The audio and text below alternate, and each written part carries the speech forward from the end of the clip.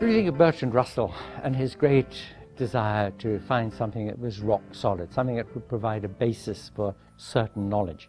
He thought that was going to be the case in mathematics. His work with Whitehead on Principia Mathematica was a quest for the logical foundations of mathematics. And it was an inquiry, it's known as the logicist program, and it was shown by Gödel and others not to be feasible.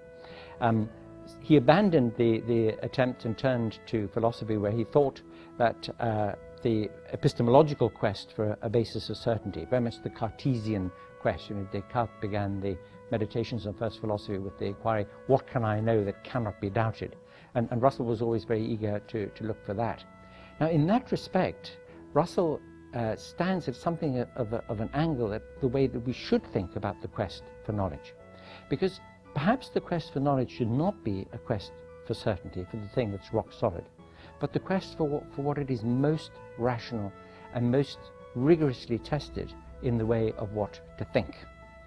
This is the big difference, I think, between science and religion again, because in the case of religion there are dogmas, there are teachings which have to be accepted as the very basis, the premise for whatever else one thinks.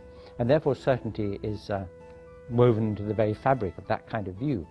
But in the case of science, science's quest is always defeasible. That means more evidence, better experimentation, sharper reasoning might show that we haven't got it quite right and that we've got to adjust. It may even turn out that some paradigm that we're working with is flawed, and we have to think in terms of a different paradigm. This is what happened with classical physics and relativistic physics.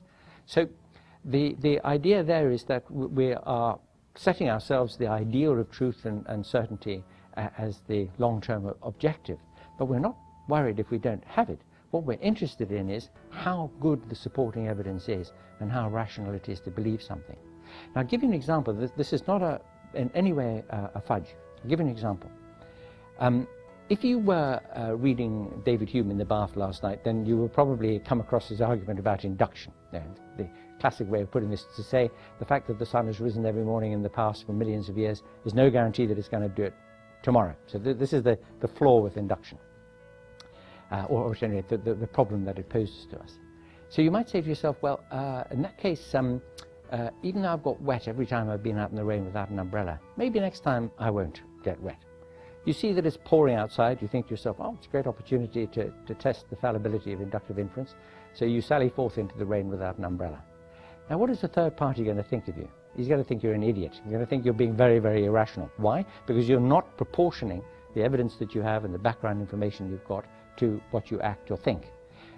The very word rationality, ratio, means proportion of evidence to action and belief. And it's rationality, it's rational belief that we should be looking for, rational ways of thinking about and dealing with the world.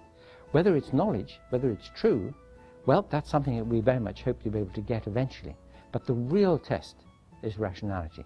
And this is why, if it's not rational to think that there are fairies at the bottom of your garden, then it's not rational to think that there are any supernatural entities in the universe at all. It's a question not of knowledge, but of reason.